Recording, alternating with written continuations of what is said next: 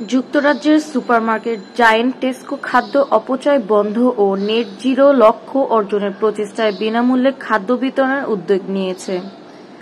সুপারমার্কেটটি একটি yellow sticker পদ্ধতির পরীক্ষা চালাচ্ছে, যেখানে মেয়াদ উত্তীর্ণ হতে চলা খাবারের দাম শূন্য নির্ধারণ করা হয়েছে। সাধারণত টেসকোর ছাড় সর্বোচ্চ 90% পর্যন্ত সীমাবদ্ধ থাকে, তবে এবার বিনামূল্যে বিতরণের সিদ্ধান্ত নেওয়া হয়েছে। এই পরিবর্তন পরীক্ষামূলকভাবে কয়েকটি এক্সপ্রেস স্টোরে চালু করা হয়েছে, যা রাত 9:30টার পর ক্রেতাদের জন্য কার্যকর হবে। টেসকো সাধারণত বিক্রি না হওয়া খাদ্য দাতব্য সংস্থাগুলোকে দান করে, তবে কিছু খাবার জৈব বিশ্লেষণ পদ্ধতিতে গ্যাস উৎপাদনে ব্যবহৃত হয়, যা অপচয়ের মধ্যে গণ্য হয়। নতুন এই পরীক্ষামূলক উদ্যোগের অধীনে টেসকো এখনও দাতব্য প্রতিষ্ঠানে খাদ্য দান করবে, তবে দিনের শুরুতে হ্রাসকৃত মূল্যের ইয়েলো স্টিকার আইটেম কেনার ক্ষেত্রে স্টাফদের অগ্রাধিকার দেওয়া হবে। বিক্রয়কাল শেষ হওয়ার আগে যে খাবারগুলো অবিক্রিত থাকবে এবং রিডিউস টু ক্লিয়ার ছাড়ে বিক্রয়ের জন্য হিসেবে চিহ্নিত থাকবে তা ক্রেতারা বিনামূল্যে নিতে পারবেন।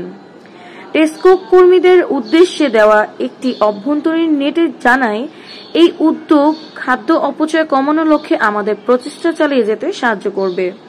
নেট জিরো অর্জনের লক্ষ্যে টেসকোর উচ্চাকাঙ্ক্ষী পরিকল্পনা রয়েছে, যা 2023 সালের সায়েন্স বেসড টার্গেটস ইনিশিয়েটিভ দ্বারা অনুমোদিত হয়েছে।